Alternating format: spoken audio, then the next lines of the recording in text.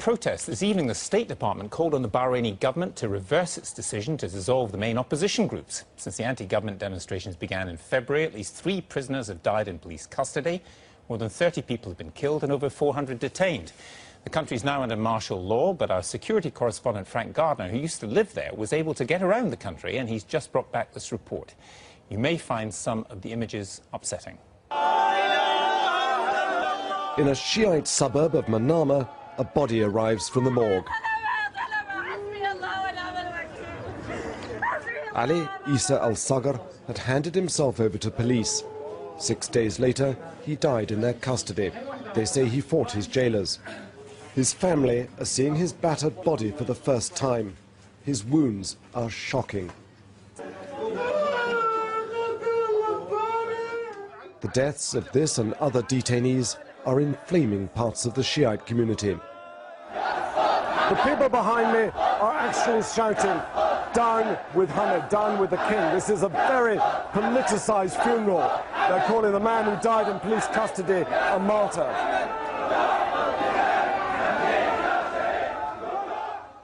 The man they're burying was accused of trying to kill a policeman at Bahrain's Pearl roundabout. But should that excuse his apparent torture? I put this case to the health minister. She said the wounds had been photoshopped by the opposition to make them look worse, until I told her we'd seen them ourselves.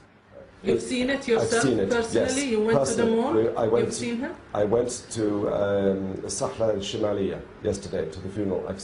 We've seen the body. It was absolutely shocking. I will try as as a person, also a minister in charge of human rights, that we will ask for an investigation for this. Bahrain, the smallest Arab state, has seen the biggest clashes in the Gulf. Over 30 reported killed this year. It's polarized the country, driving a wedge between the ruling Sunni minority and the huge underemployed Shiite community that feels victimized.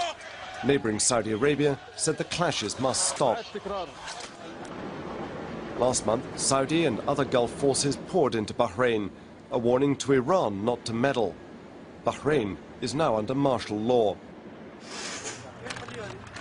Checkpoints have sprung up all over the country and there's a curfew. Cameras record every number plate round the clock. To many Shiites, this is intimidating. Yet most Sunnis and expatriates find it reassuring after the chaos of protesters' roadblocks. At Friday prayers at the Sunni mosque, we found a community largely supportive of the government's crackdown.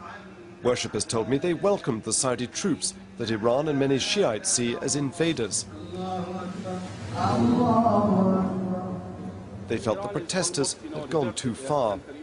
You see, when those people came at the roundabout at the first week, we were all with them because we had the same problems, or claims.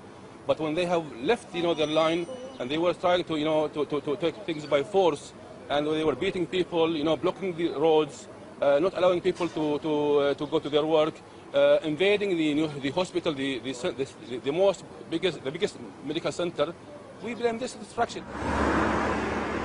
In this Sunni-dominated part of Bahrain, we found this uncompromising poster.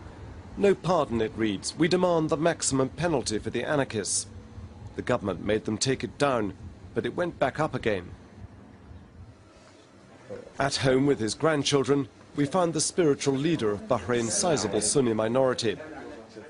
هل في خطر أن الموقف البحرين؟ I asked him what he thought would happen if protesters from the Shiite majority ever deposed the Sunni ruling family here. نعم يعني لو أن هؤلاء طبقوا. Yes, if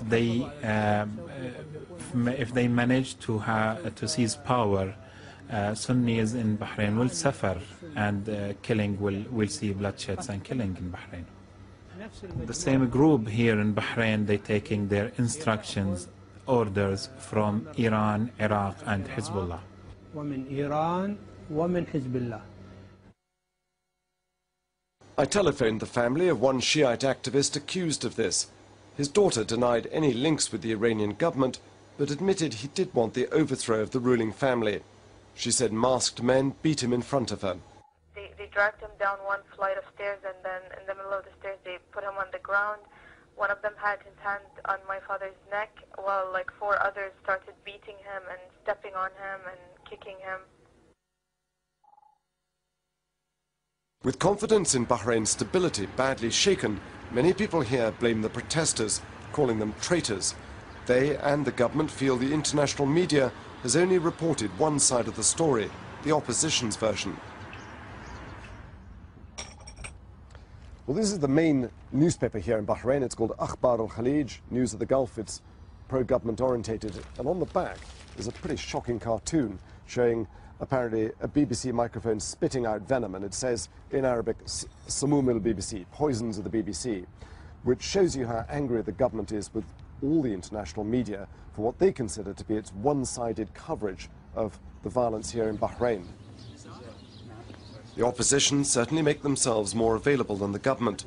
In the cool of the evening, I met a Shiite MP from the main opposition bloc, Al-Wifaq. His views implied the ruling family are going against the grain of history. Our problem, it is not with the Sunnis here in Bahrain.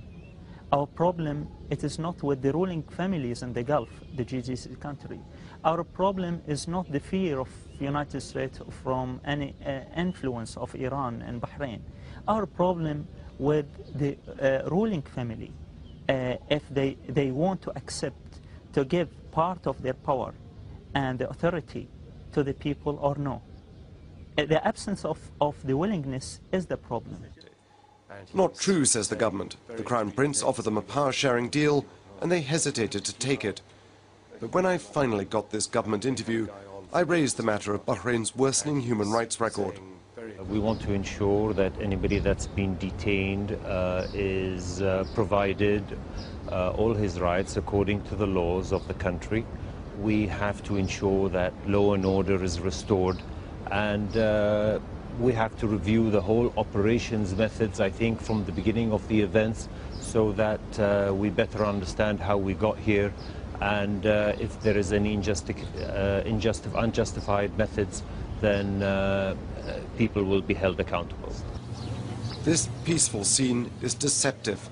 The regime's hardliners have got their security clamped down. The reformers have been sidelined, and there's a pretense that things are going back to normal. For now, the lid has been put back on the boiling pot, but the brutal way it's being done is like stoking the fire beneath it. Frank Gardner reporting there from Bahrain. Let's have a look at tomorrow morning's front pages. Time has pictures of Obama, Cameron and Sarkozy. The United Front, leaders pledge we fight on until Gaddafi goes. It's an article for